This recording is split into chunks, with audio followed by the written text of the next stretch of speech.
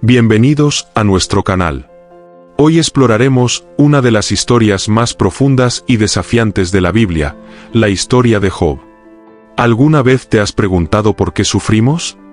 ¿O cómo puede alguien mantener la fe en medio del dolor y la incertidumbre? Acompáñanos en este viaje mientras desglosamos los eventos de la vida de Job y su increíble lucha por mantener su fe. A pesar de perderlo, toda la historia de Job comienza en la tierra de Uz, un lugar lejano mencionado en la Biblia que representa un escenario rural y próspero. Job es descrito como un hombre justo y temeroso de Dios, conocido por su integridad y rectitud. Su vida es el ejemplo de prosperidad y bendición divina. Job no solo es un hombre rico, con una gran cantidad de ganado y tierras, sino que también tiene una gran familia. 7 hijos y 3 hijas, lo que en su tiempo era considerado un signo de gran bendición. La riqueza de Job no solo se refleja en sus posesiones materiales, que incluyen miles de ovejas, camellos, bueyes y asnos, sino también en su posición dentro de la comunidad. Es respetado y admirado por todos debido a su carácter intachable. En un mundo donde muchos podrían haber caído en el orgullo o la autosuficiencia debido a la abundancia de bienes, Job sigue siendo humilde y consciente de su dependencia de Dios. A pesar de su éxito y prosperidad, Job no da por sentada la relación con Dios. Una de las características más notables de Job es su devoción. A menudo ofrecía sacrificios a Dios en nombre de sus hijos, pensando que tal vez en sus corazones habrían pecado contra Dios. Este acto muestra no solo su amor por su familia, sino también su temor reverente a Dios y su constante preocupación por mantener la pureza espiritual de su hogar. Esta introducción a Job nos prepara para la historia que está por venir, destacando su rectitud y devoción a Dios, lo que hará que sus posteriores pruebas sean aún más difíciles de comprender. La vida de Job hasta este punto parece ser perfecta, pero es en medio de esta perfección donde surge uno de los mayores desafíos a su fe. La narrativa toma un giro inesperado cuando se traslada a una escena celestial, un ámbito completamente distinto al de la tierra. En esta reunión, los hijos de Dios, los ángeles, se presentan ante el Señor, y entre ellos está Satanás, quien es presentado no como un rival igual a Dios, sino como un ser con la capacidad de transitar entre el cielo y la tierra. Es una escena única y misteriosa en la Biblia, donde Satanás aparece ante Dios, destacando su rol como el acusador de la humanidad. En este encuentro, Dios con orgullo menciona a Job ante Satanás, refiriéndose a él como un hombre justo, recto y temeroso de Dios, que se aparta del mal. Es evidente que Dios considera a Job un ejemplo de integridad y fe, alguien que ha vivido una vida irreprochable. Aquí, Job es presentado no solo como un hombre bendecido, sino como alguien cuya vida es digna de mención incluso en el reino celestial. Sin embargo, Satanás responde con un desafío directo a la afirmación de Dios. Insinúa que la fe de Job no es genuina, sino que depende completamente de las bendiciones materiales y la protección divina que ha recibido. Según Satanás, Job solo es fiel porque no ha tenido que enfrentar sufrimiento real.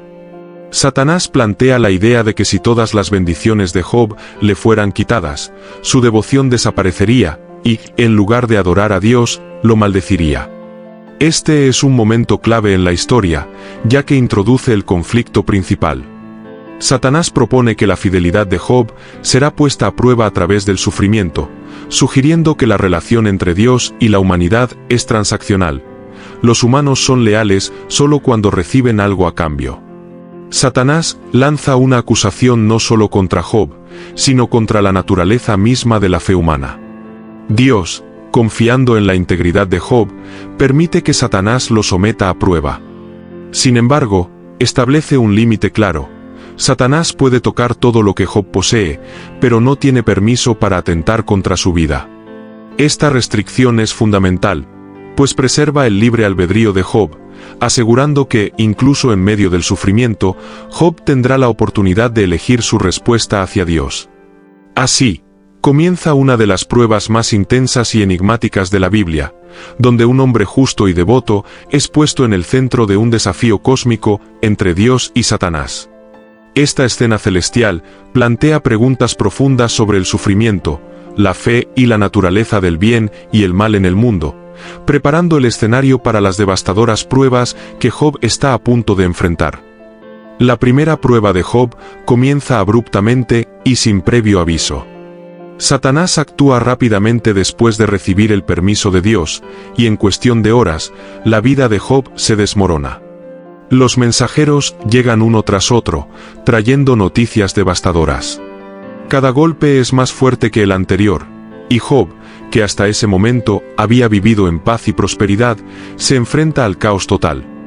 El primer mensajero llega con la noticia de que los sabeos han atacado y robado todos los bueyes y asnos de Job, matando a los siervos que los cuidaban.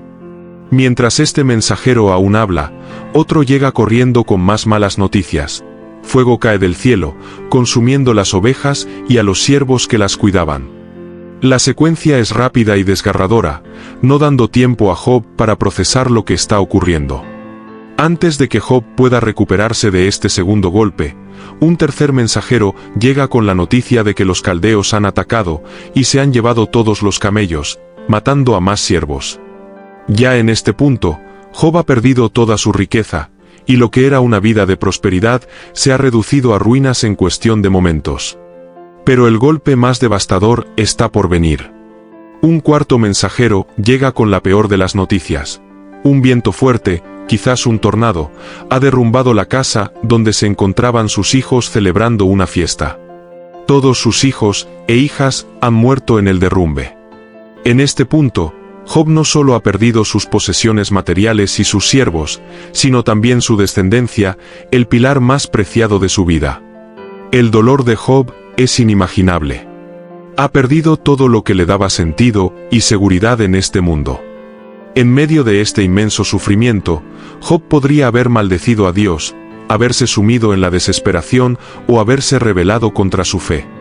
Sin embargo, su reacción es notable y profundamente conmovedora. En lugar de cuestionar a Dios, Job se rasga las vestiduras, una señal de dolor extremo en su cultura, y se afeita la cabeza en señal de duelo. Lo que sigue es una de las declaraciones más poderosas de fe en la Biblia. Job, habiendo perdido todo, se postra en adoración ante Dios y pronuncia estas palabras: «Desnudo salí del vientre de mi madre, y desnudo volveré. El Señor dio, y el Señor quitó. Bendito sea el nombre del Señor». En esta frase, Job reconoce que todo lo que tenía, incluidas sus riquezas y su familia, eran dones de Dios, y que Dios tiene el derecho de dar y quitar. Aunque está lleno de dolor, no deja que el sufrimiento lo aleje de su devoción. La respuesta de Job es un testimonio de su profunda fe y confianza en Dios, incluso cuando todo lo que le era querido le ha sido arrebatado. Su reacción enseña una lección invaluable sobre la verdadera adoración y humildad ante Dios, reconociendo que la vida misma y todo lo que contiene es temporal y está en las manos del Creador. Este momento marca el inicio de la prueba espiritual de Job, donde se ve despojado de todo, pero su corazón sigue firme en su fidelidad. En lugar de maldecir, elige adorar, un acto que desafía toda lógica humana y que plantea la pregunta fundamental: ¿cómo puede un hombre seguir adorando a Dios en medio de tal sufrimiento? Es un dilema que resuena a lo largo de la historia de Job y que establece el tono para lo que vendrá más adelante en su prueba. Satanás, no satisfecho con la primera prueba, vuelve a desafiar a Dios. Aunque Job ha perdido todo lo que tenía, Satanás argumenta que la verdadera fe de un hombre se prueba cuando su propio cuerpo es sometido al sufrimiento. Satanás cree que si el dolor afecta directamente a Job, lo suficiente como para destruir su salud, entonces finalmente cederá y maldecirá a Dios. Dios, confiado en la integridad de Job, permite esta segunda prueba, con la condición de que Satanás no quite la vida de Job. Así, Satanás golpea a Job con una enfermedad terrible. El cuerpo de Job se cubre de llagas y úlceras dolorosas, desde la coronilla de su cabeza hasta las plantas de sus pies. Esta enfermedad es tan grave que no puede encontrar alivio ni consuelo. En un intento desesperado por calmar su sufrimiento, Job se sienta en un montón de cenizas y usa un trozo de cerámica rota para rascarse las heridas, un acto que refleja su profunda humillación. El contraste entre el Job próspero y saludable que vimos al principio y el Job que ahora se encuentra desfigurado y en dolor extremo es impactante. El sufrimiento de Job no es solo físico, sino también emocional y espiritual. Su aislamiento es profundo, ya que todos a su alrededor pueden ver su caída. La sociedad, que alguna vez lo respetó y admiró, ahora lo ve como alguien castigado y abandonado. En medio de este tormento, su esposa, la única persona cercana que le queda, le dice con amargura: ¿aún mantienes tu integridad? Maldice a Dios y muérete. Esta declaración parece venir de un lugar de desesperación, un reflejo de su propio dolor al ver a su esposo sufriendo tanto. Para ella, la muerte parecería ser una liberación del sufrimiento insoportable. Sin embargo, Job, aunque profundamente herido tanto por su enfermedad como por las palabras de su esposa, responde con una de las frases más notables de la historia: aceptaremos el bien de Dios y no el mal. Con estas palabras, Job reafirma su fe en la soberanía de Dios, reconociendo que tanto las bendiciones como las pruebas provienen del mismo Creador. Job no se deja llevar por la desesperación, ni cuestiona la justicia divina, sino que acepta su sufrimiento como parte del plan de Dios, aunque no lo comprenda. Este momento es crucial en la historia de Job. A pesar de su dolor físico, emocional y espiritual, Job mantiene su integridad y su confianza en Dios. Su respuesta a su esposa muestra una fe que trasciende las circunstancias, una fe que no depende de las bendiciones o de la ausencia de dolor, sino que es inquebrantable incluso en medio de las peores pruebas. El sufrimiento físico extremo de Job y la tentación de renunciar a su fe marcan el clímax de su prueba. Es aquí donde la humanidad de Job se revela de manera más cruda, y al mismo tiempo, su profunda fidelidad brilla más intensamente. Este episodio establece el tono para las siguientes discusiones y desafíos que Job enfrentará con sus amigos, pero ya ha demostrado que, aunque su cuerpo esté roto, su espíritu permanece firme. Después de que Job ha perdido todo y está sumido en el sufrimiento más profundo, 3 de sus amigos, Elifaz de Temán, Bildad de Suaj y Zofar de Naamat, se enteran de su desgracia y deciden reunirse para consolarlo y mostrarle apoyo. El viaje de estos amigos refleja una verdadera preocupación por Job, pues recorren largas distancias para estar con él en su momento más oscuro. Su intención inicial es brindar consuelo y empatía, algo que Job necesita desesperadamente en medio de su sufrimiento. Sin embargo, cuando llegan y ven a Job, quedan completamente conmocionados. Su amigo, que antes era un hombre próspero y respetado, está irreconocible, sentado en cenizas, cubierto de llagas y en un estado de miseria total.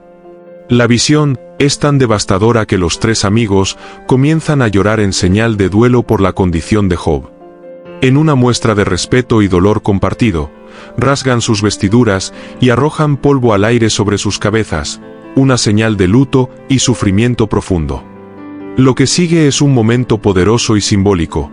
Los 3 amigos se sientan junto a Job en el suelo, en completo silencio, durante 7 días y 7 noches. Este silencio es significativo. Es una muestra de solidaridad y respeto hacia el dolor de Job. En muchas culturas antiguas, el silencio en momentos de luto era una forma de acompañar al doliente sin invadir su espacio o minimizar su sufrimiento con palabras innecesarias. En este caso, el silencio de los amigos indica que reconocen que no hay palabras suficientes para describir o aliviar el dolor que Job está experimentando. Este periodo de silencio contrasta drásticamente con lo que vendrá después. Al principio, los amigos muestran una verdadera empatía, simplemente estando presentes con Job en su sufrimiento. Su disposición a permanecer en silencio, junto a él durante una semana entera, es un gesto poderoso de apoyo emocional.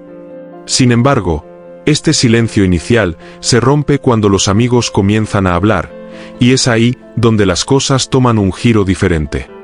A medida que se desarrolla la conversación, Sus palabras, que al principio parecen buscar consolar a Job, se convierten en una fuente de conflicto y dolor adicional. Pero, por ahora, este momento de silencio resalta la gravedad del sufrimiento de Job y el intento sincero de sus amigos de acompañarlo en su duelo. Es un recordatorio de que a veces, el mejor consuelo que podemos ofrecer en momentos de dolor es simplemente estar presentes, sin intentar dar respuestas o explicaciones inmediatas. Después del silencio de 7 días, los amigos de Job finalmente comienzan a hablar. Aunque su intención inicial era consolarlo, sus palabras pronto revelan una perspectiva rígida y tradicional sobre el sufrimiento y la justicia divina. Los 3 amigos comparten una idea central: el sufrimiento es siempre el resultado directo del pecado. En su visión del mundo, si Job está sufriendo tanto, debe ser porque ha cometido algún pecado grave. Elifaz, el primero en hablar, es el más diplomático de los 3. Basándose en sus experiencias y en una visión espiritual que dice haber tenido, Elifaz argumenta que Dios es justo y que no castiga sin razón. Según su lógica, el sufrimiento de Job debe ser el resultado de alguna transgresión que Job ha cometido, aunque éste no sea consciente de ello. Elifaz le dice a Job que, si se arrepiente y busca a Dios, encontrará consuelo y restauración. Él cree que Dios no permitirá que el sufrimiento persista para aquellos que se arrepienten, sugiriendo que el dolor de Job es una forma de corrección divina. Elifaz es respetuoso, pero su insistencia en que Job debe haber pecado implica que Job no puede ser inocente, y que está sufriendo porque lo merece. Para Elifaz, el sufrimiento es siempre el resultado del pecado, y la solución es clara: arrepentimiento y restauración. Luego, Bildad toma la palabra. Él es más directo y menos compasivo que Elifaz. Su argumento es que Dios no pervierte la justicia y que aquellos que sufren lo hacen como consecuencia de sus acciones. Para Bildad, el caso de Job es simple: si sus hijos han muerto, debe ser porque ellos pecaron, y si Job está sufriendo, debe ser porque él también ha hecho algo mal. Bildad, en lugar de consolar a Job, lo confronta directamente con la idea de que Dios no castiga a los inocentes. Si Job quiere restauración, debe buscar a Dios con humildad y reconocer su pecado. La dureza de Bildad refleja una teología estricta de retribución divina, en la que cada acción tiene una consecuencia directa, y el sufrimiento es siempre merecido. Fanoma puede admitir. Zofar es categórico al afirmar que Dios es omnisciente y justo, y que Job está cegado por su propio orgullo. Zofar no muestra ninguna simpatía por el sufrimiento de Job, en cambio, lo reprende por no reconocer su pecado. Para él, el sufrimiento de Job es una prueba clara de su culpabilidad, y su único camino hacia la redención es el arrepentimiento total. La respuesta de Job a estos discursos revela el conflicto central entre su sufrimiento y la teología de sus amigos. A lo largo de sus respuestas, Job insiste en su inocencia. Aunque no entiende por qué está sufriendo, sabe que no ha cometido un pecado tan grande como para merecer tal castigo. Esta afirmación de inocencia coloca a Job en un dilema profundo, ya que desafía la creencia tradicional de sus amigos de que Dios siempre recompensa a los justos y castiga a los malvados. Job responde con dolor y frustración, no solo por su sufrimiento, sino porque sus amigos, en lugar de consolarlo, lo están acusando. A medida que el diálogo avanza, Job expresa su desesperación por la falta de justicia en su situación. No puede reconciliar su experiencia con la teología de retribución que sus amigos defienden. Aquí se plantea una cuestión teológica fundamental: ¿es el sufrimiento siempre el resultado directo del pecado? Los amigos de Job creen que sí, mientras que Job, en medio de su sufrimiento, comienza a cuestionar esta visión simplista del mundo. Su lucha no es solo física y emocional, sino también espiritual, ya que trata de entender el propósito de su sufrimiento en un mundo donde parece que la justicia divina no sigue un patrón predecible. Este debate entre Job y sus amigos profundiza el tema central del libro: el misterio del sufrimiento y la relación entre Dios y el ser humano. Los discursos de los amigos muestran una teología limitada y rígida, mientras que Job, a pesar de su dolor, está abierto a una comprensión más profunda y matizada de Dios, que no se basa simplemente en recompensas y castigos. Después de escuchar los discursos de sus amigos, Job se hunde en un lamento profundo y angustiante. Su dolor físico, emocional y espiritual lo llevan al límite, y en un desgarrador monólogo, Job expresa el peso abrumador de su sufrimiento. Lo que antes había sido una vida de prosperidad y bendición, ahora se ha convertido en un abismo de dolor, y Job no puede evitar cuestionar el sentido de su existencia. Job comienza lamentando el día de su nacimiento, deseando que nunca hubiera visto la luz del día. En un momento de desesperación extrema, exclama que ojalá ese día se borrara de la historia, como si su existencia misma fuera un error. Su dolor es tan intenso que lamenta incluso el haber nacido, algo que refleja no solo su sufrimiento físico, sino también el vacío emocional que siente tras perder a sus hijos, su salud y todo lo que le daba sentido a su vida. Dice Job: ¿por qué no morí yo al nacer, o expiré al salir del vientre? En estas palabras, Job expresa un anhelo por la muerte, que ve como una liberación del tormento que está soportando. Anhela el descanso en el silencio del sepulcro, donde, según él, ya no habría dolor, ni sufrimiento, ni conflicto. La vida, para Job en este momento, se ha vuelto insoportable. Sin embargo, a pesar de su profundo lamento, Job sigue sin maldecir a Dios directamente. A lo largo de su discurso, cuestiona la justicia de su sufrimiento y expresa su confusión por el propósito detrás de todo lo que le ha ocurrido, pero no llega a blasfemar ni a renegar de su fe. Job está desconcertado, perdido en un conflicto existencial, preguntándose por qué el sufrimiento le ha alcanzado, cuando él sabe en lo profundo de su ser que no ha cometido ningún pecado que lo justifique. Este lamento no es solo una queja sobre el sufrimiento físico, sino una búsqueda profunda de respuestas. Job está enfrentando el problema universal del dolor.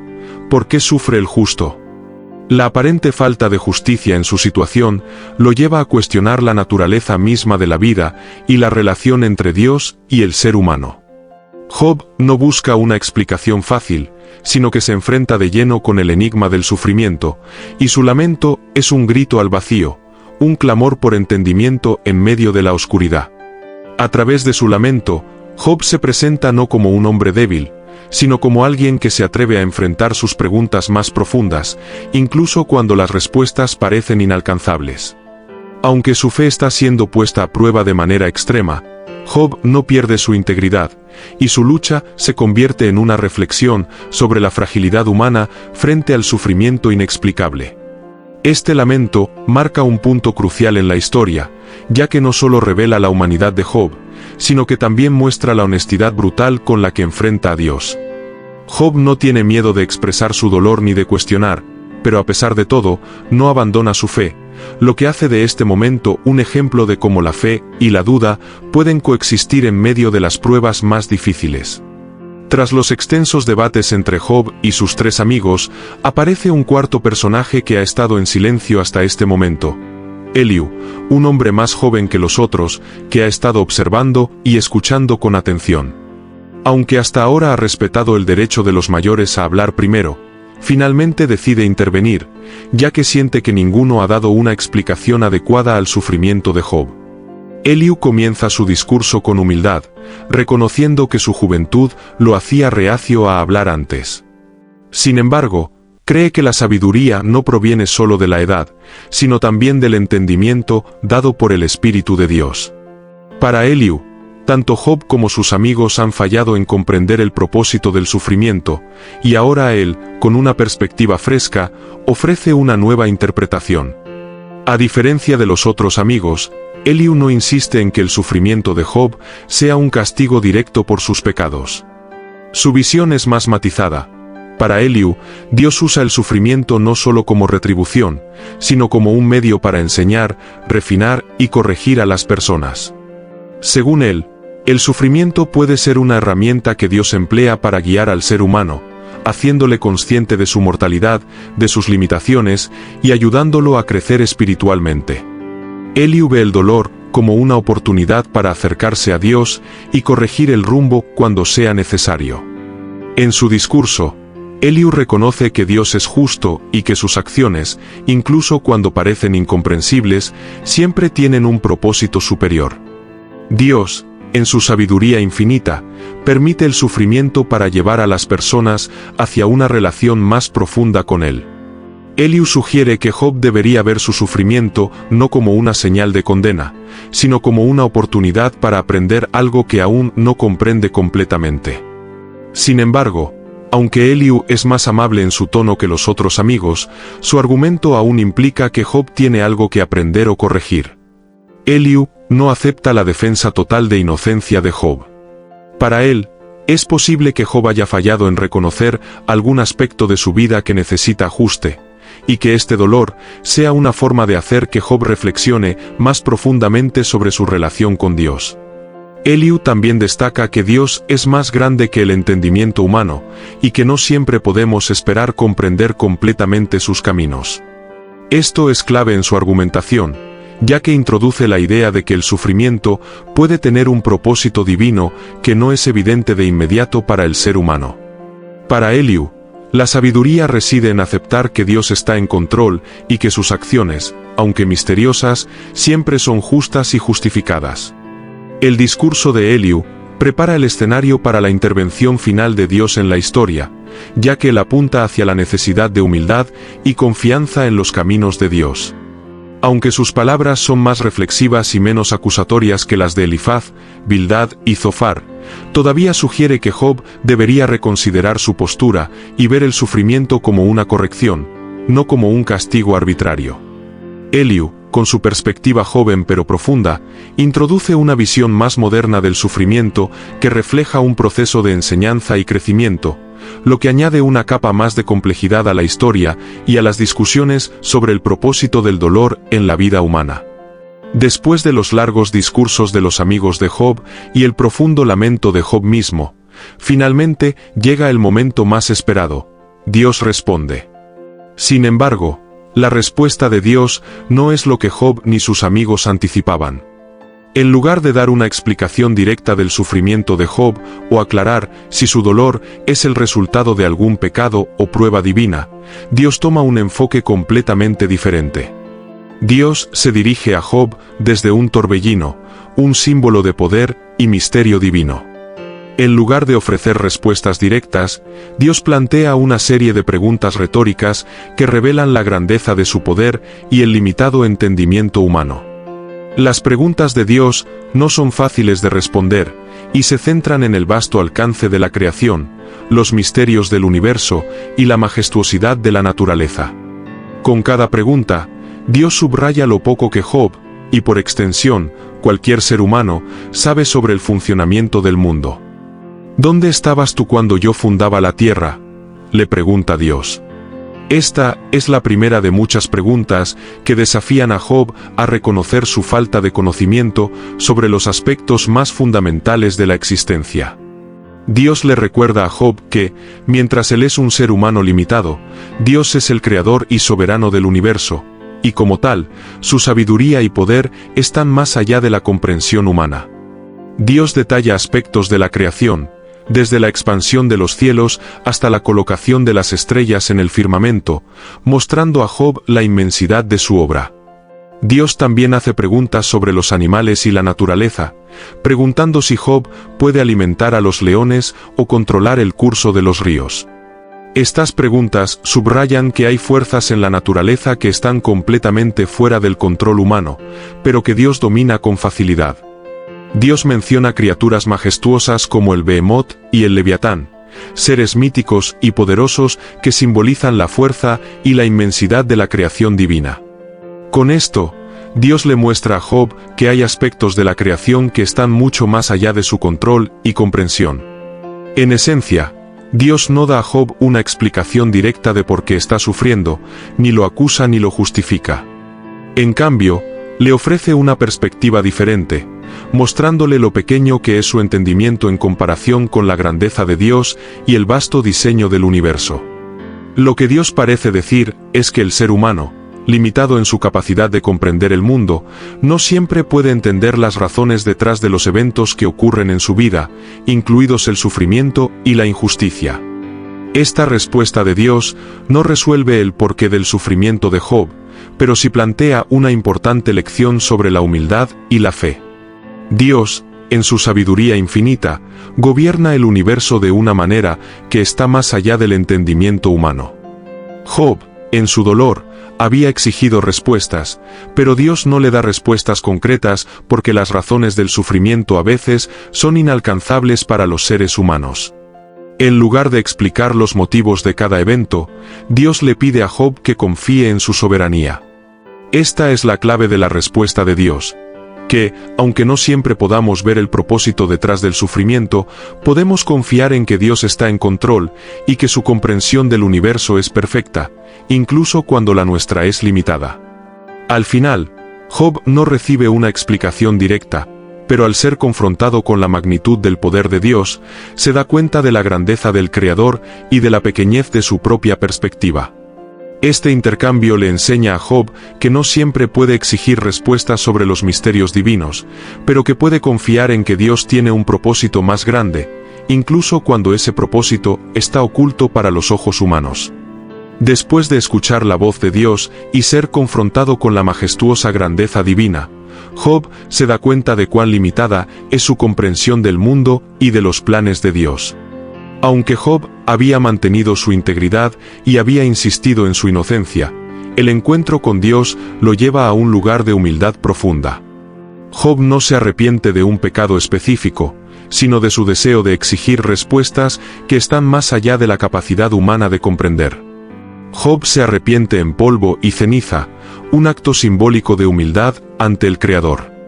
Reconoce que, aunque no entiende completamente las razones detrás de su sufrimiento, acepta que la sabiduría y el poder de Dios son incomparables. Con esta declaración, Job reafirma su confianza en Dios, no porque haya recibido una explicación directa de su sufrimiento, sino porque ha visto la vastedad del plan divino y ha aceptado que su lugar es confiar en ese plan.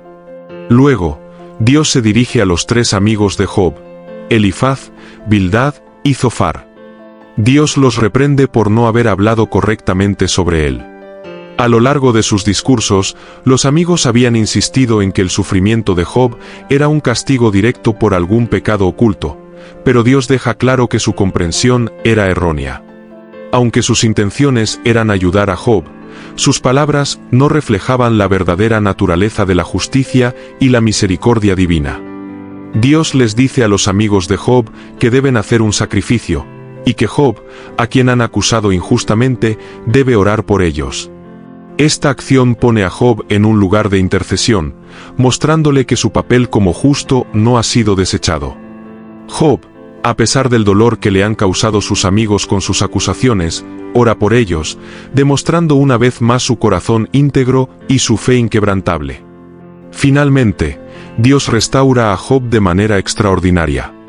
Aunque no todas las historias de sufrimiento terminan con una restauración material, en el caso de Job, Dios le devuelve el doble de lo que había perdido.